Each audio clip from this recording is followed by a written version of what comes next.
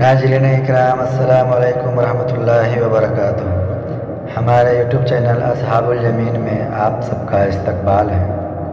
آج ہم صحیح بخاری کی حدیث سے یہ جاننے کی کوشش کریں گے کہ حضرت عیسیٰ علیہ السلام اور حضرت موسیٰ علیہ السلام کا حلیہ مبارک کیسا تھا، جو ہمارے نبی پیارے رسول صلی اللہ علیہ وسلم سفر معراج میں دیکھے تھے۔ ان کا حلیہ مبارک اپنی زبان مبارک سے بیان کرتے ہیں۔ تو آئیے حدیث کی طرف چلتے ہیں۔ حمدنا صلی علی رسول الکریم، رب اشرح لی صدری ویسر لی امری واحلل عقدۃ من لسانی یفقہوا قولی، اما بعد، اعوذ باللہ من الشیطان الرجیم، بسم اللہ الرحمن الرحیم۔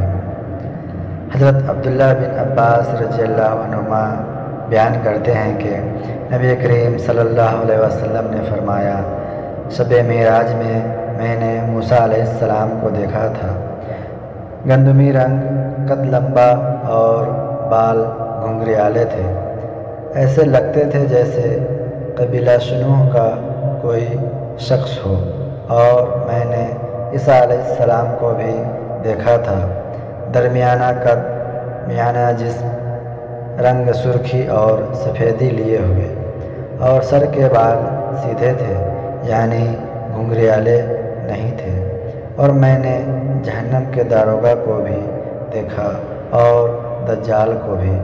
من جملہ ان آیات کے جو اللہ تعالیٰ نے مجھ کو دکھائی تھی، سورہ سجدہ میں اسی کا ذکر ہے کہ بس اے نبی، ان سے ملاقات کے بارے میں آپ کسی قسم کا شک و شبہ نہ کریں، یعنی موسیٰ علیہ السلام سے ملنے میں۔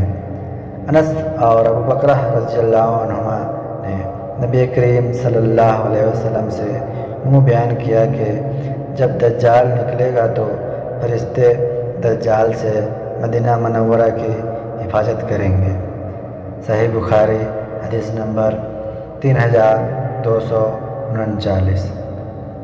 ناظرین اکرام، دجال جب ظاہر ہوگا تو پوری دنیا کی سیر کرے گا، لیکن مکۃ المکرمہ اور مدینہ المنورہ یہ دونوں جگہ جب بھی داخل ہونے کی کوشش کرے گا تو فرشتے اس کو ننگی تلوار لیے ملیں گے، یعنی ان دونوں شہروں میں وہ داخل نہ ہو پائے گا۔